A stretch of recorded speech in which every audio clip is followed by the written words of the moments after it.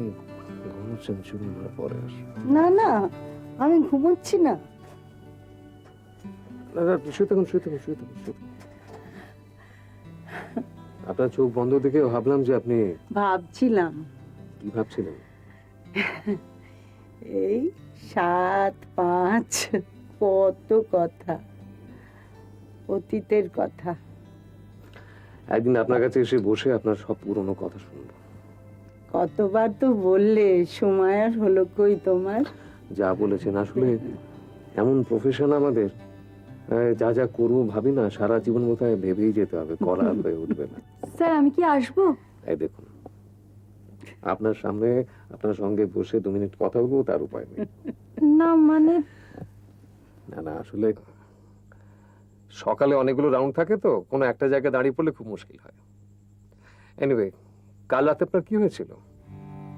কাল রাতে কই কিছু হয়নি তো। আপনার শরীর খারাপ করছিল, আপনি বারবার করে ডাক্তারবাবুকে খবর দিতে বলছিলেন, মনে পড়ছে না আপনার? তাই নাকি? কই আমার মনে পড়ছে না তো। ও, কি জানি, হলেও হতে পারে। বোধহয় ফাঁকা লাগছিল। ফাঁকা কেন? আপনি কি একটা স্বপ্ন দেখছিলেন না? সিস্টার, আপনি ওনাকে ইনসিস্ট করছেন কেন? না স্যার, উনি আপনাকে ডাকার জন্য কি জেদ করছিলেন, অথচ ওনার এখন কিছুই মনে পড়ছে না। হতেই পারে, তাতে কি হয়েছে? আপনাকেও যদি এরকম একটা বদ্ধ ঘরে সারা দিন রাত শুয়ে রাখা হয়, তা আপনার সময়টাও থেমে যাবে তখন। হ্যাঁ, মনে পড়েছে, মনে পড়েছে। আমি তোমাকে ডাকবার জন্য পিড়াপিড়ি করছিলাম। করছিলেন তো? দেখুন স্যার, দেখুন মনে পড়েছে। আর তুমি যেতে যেতে খুব বিরক্ত হয়ে তুমি বললে এটা হাসপাতাল নাকি মেন্টাল অ্যাসাইলাম বোঝা যায় না, বলনি? আসলে সারাদিন খুব খাটনি যায় তো, মন মেজাজ ভালো থাকে না সব সময়। স্বাভাবিক, খুব স্বাভাবিক। তো ফাঁকা ফাঁকা লাগছিল কেন? মনে হচ্ছিল এই বিরাট পৃথিবীতে আমি একেবারে একা, আমার কেউ নেই। তুমি, আমি বেঁচে আছি কিসের জন্যে?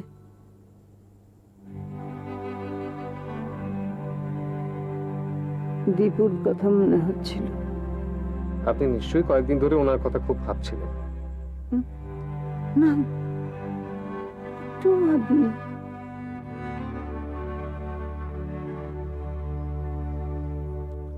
সিস্টার, এরপর থেকে যত রাতই হোক না কেন, উনি যদি আমাকে ডাকেন, আপনি আমাকে বাড়িতে ফোন করবেন। আমার যদি খুব অসুবিধা না হয়, আমি নিশ্চয়ই চেষ্টা করবো আসার। এখন চলি, কাল সারা রাত ঘুম হয়নি, এখন একটু ঘুমাবার চেষ্টা করবো।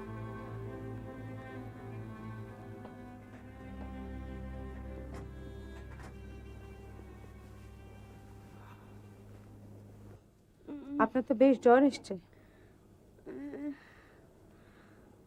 মাথাটাও যন্ত্রণা করছে খুব। কালকে ডায়ালিসিস হলো না? তারপর থেকেই তো শরীরটা এত খারাপ। তোমার কি শ্বাসকষ্ট হচ্ছে চম্পা? সিস্টার, ডায়ালিসিসের সময় বা ডায়ালিসিসের পরে শুনেছি অনেক সময় শ্বাসকষ্ট হয়, ওর কি সেই জন্য এরকম হচ্ছে? ডাক্তার রয়কে গিয়ে বলছি। উঠুন, ওষুধটা খেয়ে নিন।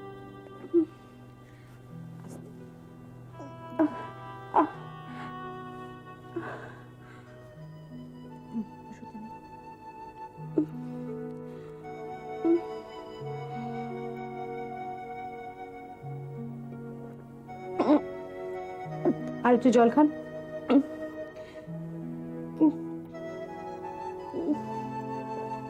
বিশ্রাম করুন, আমি ডক্টর রয়কে পাঠাচ্ছি।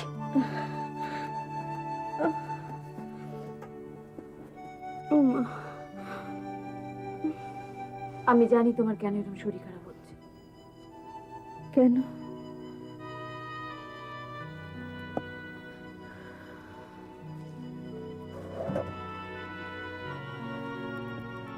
হয়েছে? একটা ধকল গেল তো? তোমার শরীরটা যে দুর্বল সেটা তো মানবে।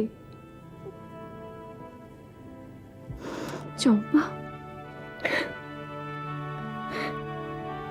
আমি বোধহয় আর বাঁচবো না মন্দিরে। ছি ছি, এরম ভাবে কেউ কথা বলে? দেখি দেখি, কিচ্ছু হয়নি তোমার, তুমি সেরে উঠবে দেখো। আর কখনো দিদির সামনে এরকম কথা বলবে না। এবার লক্ষ্মী মেয়ের মতো একটু ঘুমানোর চেষ্টা করো তো। আমি তোমার মাথায় হাত বুলিয়ে দিচ্ছি।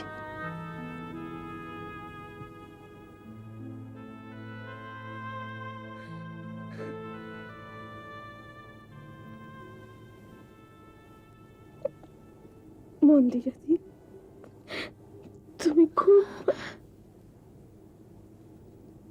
আর কথা না,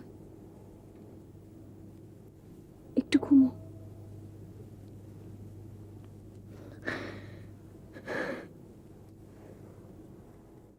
Really? Wow. It must have been a very good experience for you. তা তুমি নক্ষত্র নিশ্চয়ই একেবারে মুগ্ধ হয়ে গেলে। স্যার, মুগ্ধ হলাম বললে বোধহয় সবটা ঠিক বলা হবে না। একটা কৃতজ্ঞতার বোধ তৈরি হয়, আর দায়িত্বটা অনেক বেশি বেড়ে যায়। হ্যাঁ, আমি তোমার কাছে ঠিক ঠিক এইরকমই একটা উত্তর আশা করছিলাম নক্ষত্র। কিন্তু কিন্তু কি জানো, আমি কিন্তু এর মধ্যে একটা অন্য উদ্বেগের ছায়াও লক্ষ্য করছি। বুঝতে পারলাম না স্যার। দেখো, একজন লিফটম্যান ডেলিবারেটলি তার ডিউটিতে ফাঁকি দিয়েছে। তুমি তখন তোমার পেশেন্টকে নিজে ওপরে নিয়ে গেছো, তার চিকিৎসার ব্যবস্থা করেছো। ছেলেটির দাদা মুগ্ধ হয়ে কৃতজ্ঞতায় তোমাকে ফুল দিয়েছে। অ্যাপারেন্টলি ব্যাপারটা খুব ভালো, খুব ভালো, মহৎ, খুব মানবিক। কিন্তু যারা তাদের কর্তব্যে অবহেলা করেছে তারা তো বিষয়টা সহজ মনে নিতে পারবে না। হ্যাঁ, হয়তো নেবে না, কিন্তু স্যার তাতে... না, তাতে তাতে এমনিতে কিছু নয়, বরং এতে তোমার পপুলারিটি বেড়েই যাবে। কিন্তু সেটাই ভয়, তারা তোমার ক্ষতি করার চেষ্টা করতে পারে। কিন্তু স্যার, ভয় পেয়ে পিছিয়ে এসে আমি কি আমার কর্তব্যটা করবো না? আমি তা বলছি না, কিন্তু কি জানো নক্ষত্র, সব মানুষকেই তো জীবনে বিচিত্র সব অভিজ্ঞতার মধ্যে দিয়ে যেতে হয়। সব সময় সেগুলো সুখকরও হয় না। অনেক সময় জটিল বাঁকা সব স্রোতের সামনে এসেও তাকে দাঁড়াতে হয়। ও হ্যাঁ নক্ষত্র, আমি কিছুদিন ধরে একটা বই লিখছিলাম আমার এই ডাক্তারি অভিজ্ঞতা বিষয়, খানিকটা অবসর কাটানোর জন্য বলতে পারো। তাই বইটার একটা কপি আমি তোমায় দিচ্ছি। হ্যাঁ, তুমি পড়বে, তোমার ভালো লাগবে, ভালো লাগবে। আরে আরে থাক থাক থাক থাক থাক থাক থাক। Be happy and hold your head high, my son. Huh?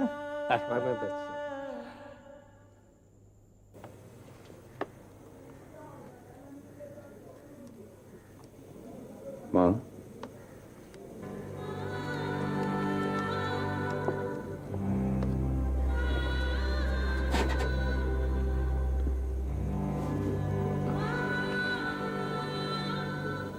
তোমার জন্য ফুল এনেছি।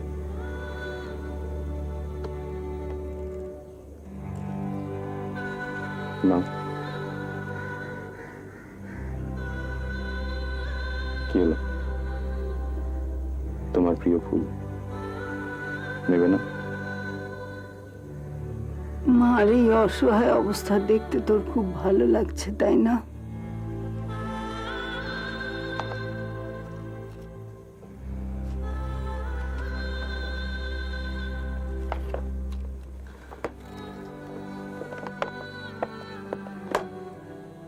মা, আমরা তো সবাই মিলে চেষ্টা করছি। তুই কি ভেবেছিস হাসপাতালে ভর্তি করে দিয়েছিস বলে আমার বোধ শক্তি বলে কিছু নেই? আমি সব হারিয়ে ফেলেছি? আমি কি তাই বললাম? বলিসনি, ভাবে ভাবে বোঝাচ্ছিস। তুমি কেন এত অবুঝ হচ্ছ মা? ডাক্তার আমার এই অবস্থা সম্পর্কে কি বলছে? আমি ভালো হয়ে যাব? ওরা আপ্রাণ চেষ্টা করছে যাতে তুমি সুস্থ হয়ে ওঠো। তুই তুই কি চেষ্টা করছিস? মা, তোমার কি ধারণা আমি চাই না তুমি সুস্থ হয়ে ওঠো? তা জানি না, তবে আমাকে বাড়ি নিয়ে যাবার ইচ্ছে তোর নেই সেটা আমি জানি। আচ্ছা, আমার প্রতি কি বিন্দু মাত্র কোনো টান নেই তোর? তোমার কি তাই মনে হয়? মনে হওয়াটা কি ভুল? নক্ষত্র আমাকে কতদিন চেনে, তবু ওর কথাবার্তার মধ্যে যত সহানুভূতি আছে, যত মায়া মমতা আছে, তোর মধ্যে আমি সেটা দেখতে পাই না। আমি খুঁজে পাই না দীপু। তাহলে আমার আর কিছু বলার নেই। স্পষ্ট করে বল না, মা, আমরা তোমাকে তোমার জীবনের শেষ দিন পর্যন্ত এই হাসপাতালেই রেখে দেব। মা, তুমি যতদিন না সুস্থ হয়ে উঠছো ততদিন তো হাসপাতালে থাকতে হবেই। দেখো, আমি এখানে এসে তোমার বিরক্তি আর বাড়াতে চাই না। আমি আসছি।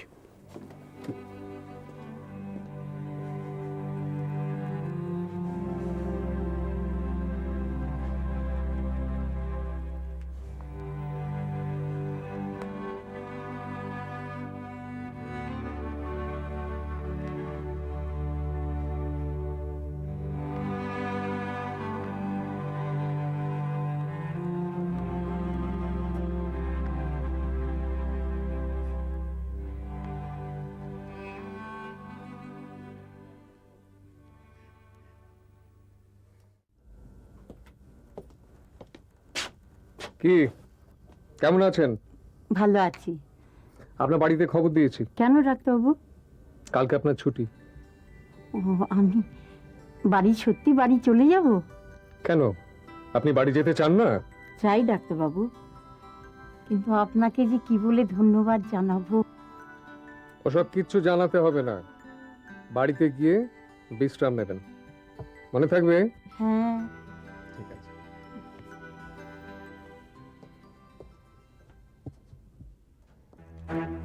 ডক্টর রয় কোথায়? ডক্টর সেন? উনি কয়েক ঘন্টার জন্য বাড়ি গেছেন। আরে, ওনার জন্য তো আমাদের চাকরি বাকরি নিয়ে টানাটানি হবে মনে হচ্ছে। কেন, আবার কি হলো? কি হলো মানে কি? একটা পেশেন্ট যদি ক্রিটিক্যাল কন্ডিশনে থাকে তাকে তো উনি ডিসচার্জ করতে পারেন না। আপনি কোন পেশেন্টের কথা বলছেন? ওই যে 12 নম্বর কেবিন, একজন বয়স্কা মহিলা। She is absolutely under critical condition, কোনোভাবেই ডিসচার্জ করা যায় না। অথচ তার ছেলেকে নাকি বলা হয়েছে মাকে নিয়ে যেতে। স্যার, এ বিষয়ে আমি কিছু বলতে পারবো না। বলতে পারবেন না মানে কি? আপনি তো ওর আন্ডারে কাজ করেন, ওনাকে ব্যাপারটা বুঝিয়ে বলুন। উনি যেমন হসপিটালকে ভালোবাসেন, তেমনি অনেকেই আছেন যারা হসপিটালকে ভালোবাসেন। উনি যদি মনে করেন যে একমাত্র ওনার ভালোটাই ভালো, তাহলে তো খুব মুশকিল। যদিও আমার বলা উচিত নয়, তাও বলছি। আপনি যে পেশেন্টের কথা বলছেন সেটা টার্মিনাল কেস, চিকিৎসা করে কোনো উপকার হবে না। তাই ডক্টর রায় তার ছেলেকে বলেছে মিছিমিছি বেডটা আটকে না রাখতে। এতে তো আমি কোনো অন্যায় দেখছি না। আপনি অন্যায় দেখছেন কি দেখছেন না সেটা বড় কথা নয়। হায়ার অথরিটির কাছে এটা রিপোর্টেড হয়েছে, অ্যাডমিনিস্ট্রেশন এটা ভালো চোখে দেখছে না।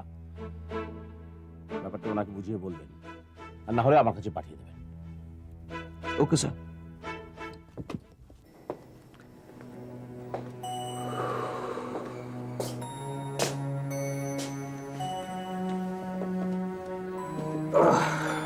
তিতির কোথায়? ঘুমিয়ে পড়েছে। ঘুমিয়ে পড়লো? তাড়াতাড়ি বাড়িতে এলাম। আমিও তো ভাবছি তোমার কি হলো হঠাৎ।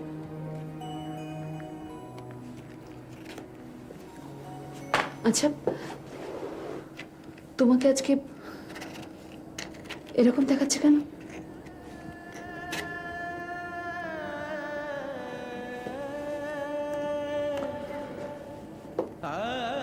আচ্ছা, এতদিনের মধ্যে কোনোদিন তুমি আমাকে পেশেন্টের ব্যাপারে অমনোযোগী হতে দেখেছো? এসব কথা বলছো কেন?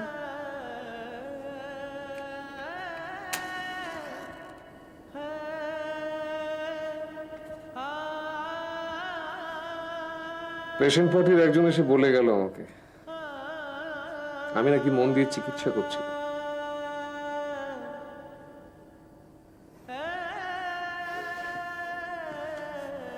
তুমি তো জানো তুমি নিজের কাজের ব্যাপারে কতটা সিরিয়াস। তাহলে মন খারাপ করছো কেন?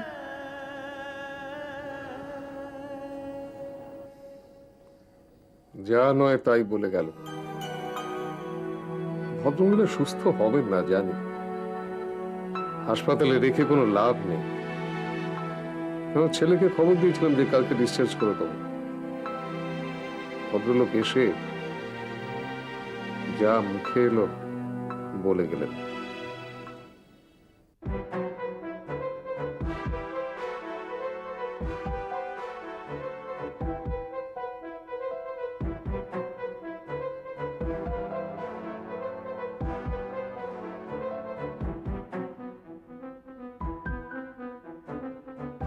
আপনি বসুন।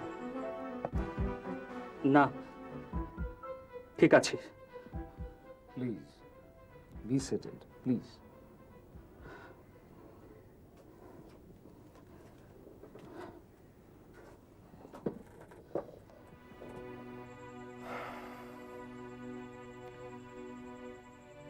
দেখুন, আমি এতক্ষণ ধরে আপনার সমস্ত কথা শুনেছি, কিন্তু আপনার গোটা অ্যাপ্রোচটাই কিন্তু রং অ্যাপ্রোচ।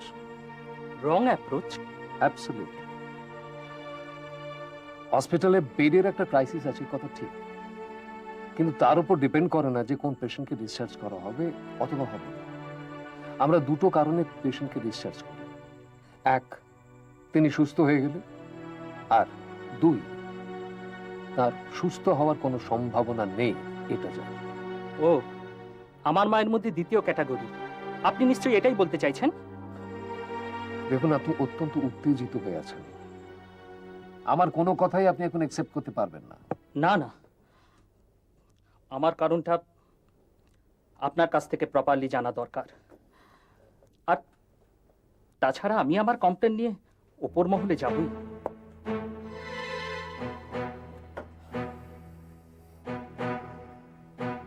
আপনি আমার কাছে আপনার মায়ের ব্যাপারে জানতে এসেছেন, না আপনার ইনফ্লুয়েন্সের ব্যাপারে আমাকে জানান দিতে এসেছেন? কোনটা? হ্যাঁ, আমি কিন্তু ইতিমধ্যে সুপারের কাছে রিপোর্ট করেছি। এরকম একজন ক্রিটিক্যাল পেশেন্টকে কি করে আপনি আপনার হুইমসে ছেড়ে দিলেন সেটা উনিও বুঝতে পারছেন না। দেখুন, আমি এতক্ষণ ধরে আপনার সমস্ত কথা শুনেছি ধৈর্য ধরে, কিন্তু আর একটা কথাও আমি বলবো না। Please be out of this place. আপনার ডিসচার্জ সার্টিফিকেট লেখা আছে, আপনি আপনার পেশেন্টকে বাড়ি নিয়ে যান, নিয়ে গিয়ে আপনি যা যা ইচ্ছে হয় আপনার করুন। ওকে, প্লিজ। কাজটা কিন্তু আপনি ঠিক করলেন না। এই হাসপাতালে আপনার একটা দারুণ ইমেজ আছে না? আই অ্যাম অ্যাফ্রেড সেটা ডিস্টার্ব হবে।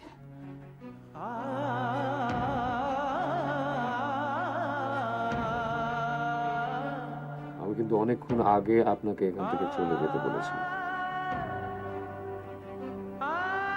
আমাকে আরো বেশি রুড হতে বাধ্য করবেন না, প্লিজ।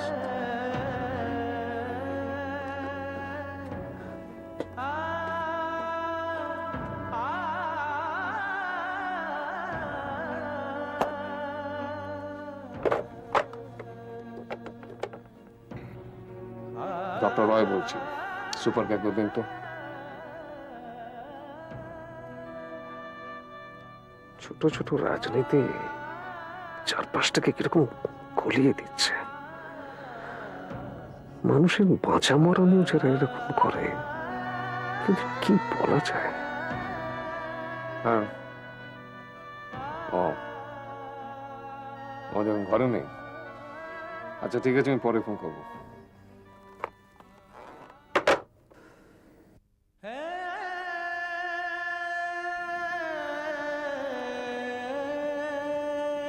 মাঝে মাঝে কি মনে হয় জানো,